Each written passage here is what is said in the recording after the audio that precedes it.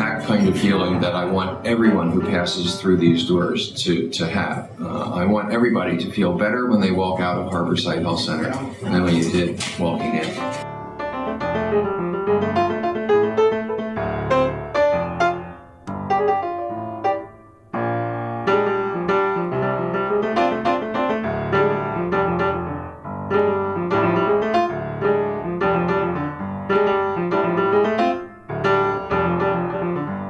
I'm Steve D'Angelo. That's S-T-E-V-E-D-E-A-N-G-E-L-O. Steve D'Angelo, Executive Director of Harborside Health Center. Harborside Health Center is one of Oakland's 4 city-licensed medical cannabis dispensaries. We are a nonprofit community service organization. The original vision for Harborside grew out of my own personal experiences. I've been a cannabis activist my entire life since I was 15 years old. As a nonprofit community service organization, I am in the wonderful position of, instead of having to generate profits and send profits to shareholders, any net retained earnings that we're able to generate beyond covering our basic expenses, we give away. And use that money either to fund our patient services program or to give donations to the community at large. And some of the ways that we fulfill that nonprofit mandate is with our holistic care clinic. Our holistic care clinic is open 7 days a week. It offers completely free care, acupuncture, chiropractic, naturopathy, nutritional counseling, and about 5 other holistic healing techniques to any patient, and regardless of whether or not they ever purchase any medicine, they can avail themselves of those services. We hire established practitioners who have their own practices outside of Harborside. They come in here for a day or 2 a week. We pay them their normal fees, and then they provide their services to our patients free of charge.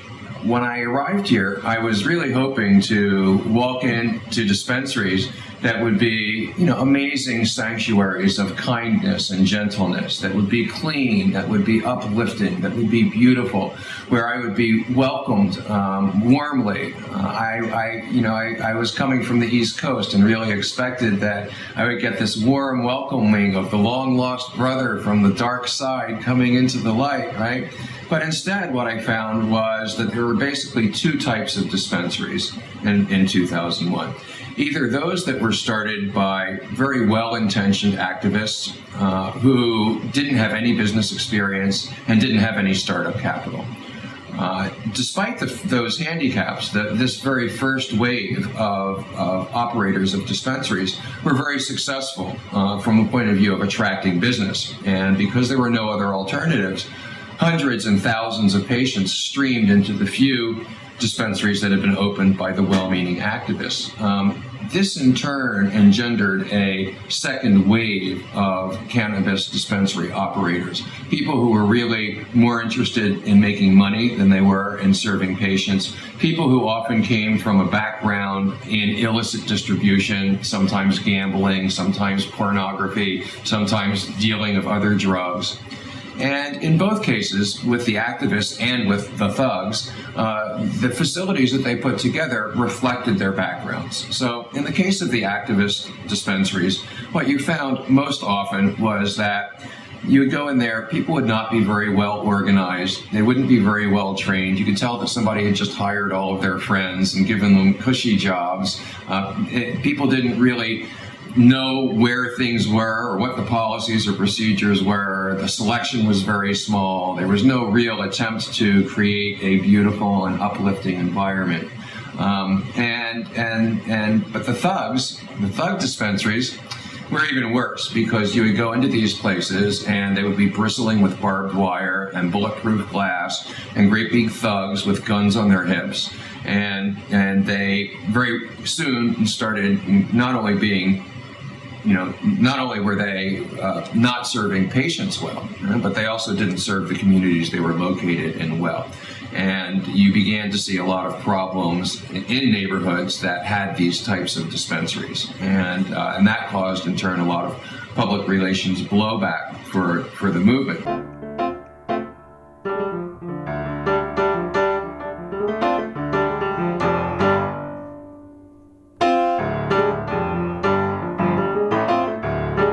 So we're here at the front door of Harborside Health Center. You'll notice that we have a metal detector here. Everybody passes through the metal detector. It's just part of our security culture, our dedication to keeping everybody safe.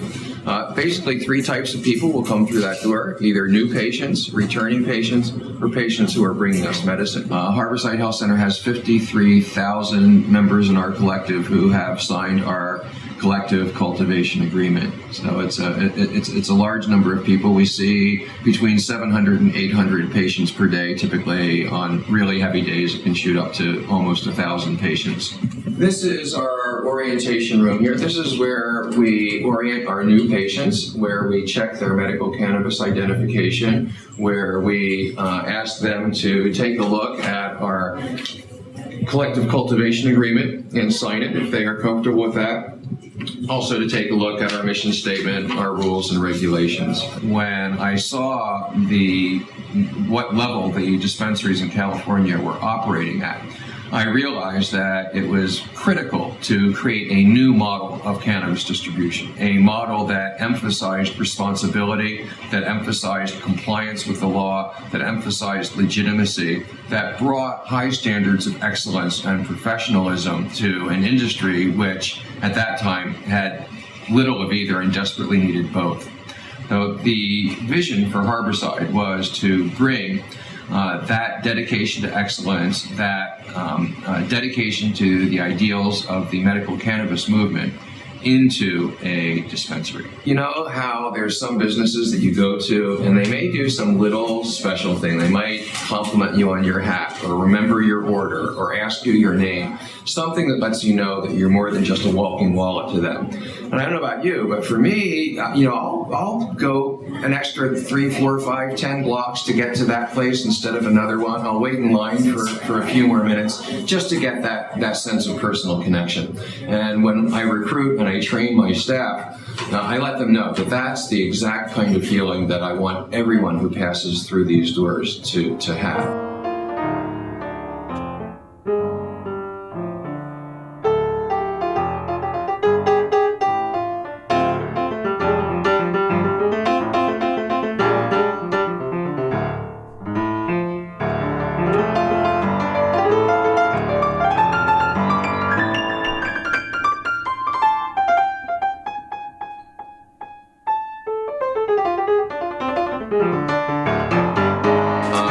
Every 2 weeks, our staff goes through a brush-up course that introduces them to any new medicines that have come into stock and educates them so that they can properly guide patients to those medicines.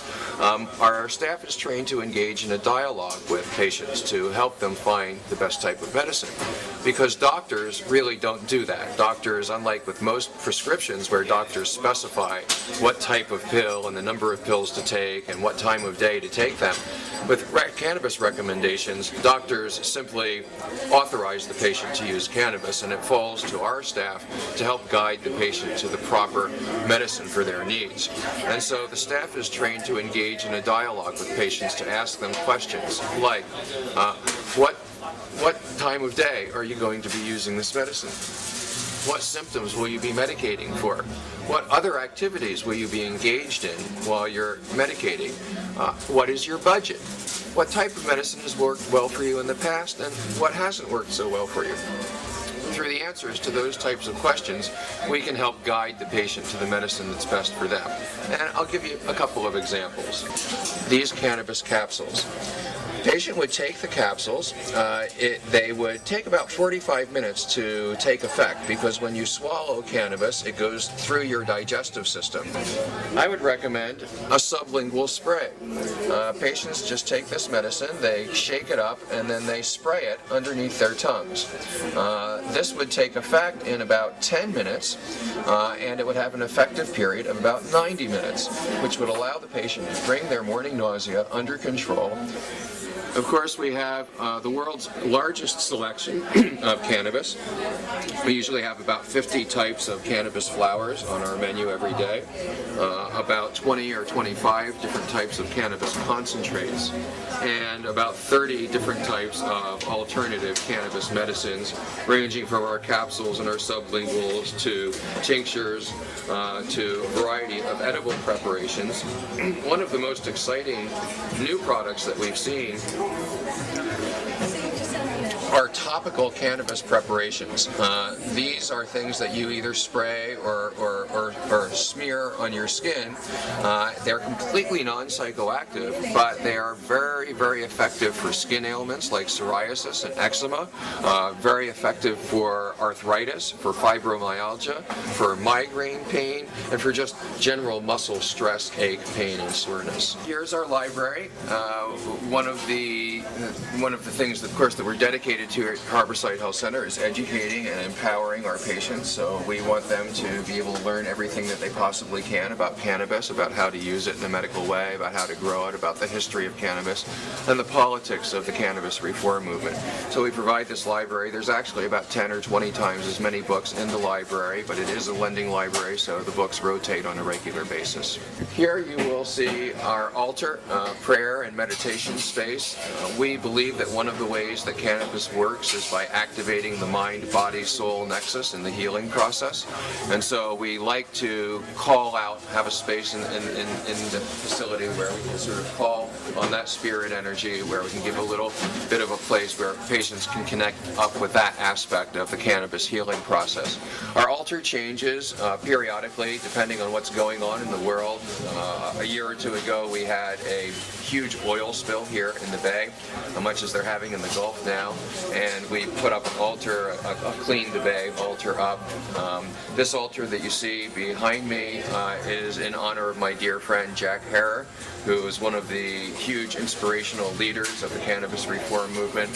Jack passed recently, and so we're honoring him with this altar. And we have a book here where patients have been able to come in and write their comments, their appreciations for this incredible man who was so inspired a generation of cannabis leaders, more than one generation of cannabis leaders. The initiative, which is on the ballot for November, the Tax and Regulate Initiative, will allow but not require local governments to license and regulate adult sales of cannabis. I suspect probably that if the initiative passes, that the city of Oakland, in keeping with its historical embrace of the future of cannabis, will probably be one of the first cities to actually license and regulate adult sales of cannabis. I would imagine that the city would build on the existing relationships that it has with facilities like Harborside Health Center that have developed relationships of trust with the city, have demonstrated that we will be compliant with all of the regulations, and therefore I would expect that Harborside Health Center would be allowed to start making sales to adult cannabis consumers, and at our door we would just stop checking for medical ID and we would start checking for adult ID. Basically, it would, radically increase the size of our market. So I don't think that initiative can do anything other than help Harborside Health Center.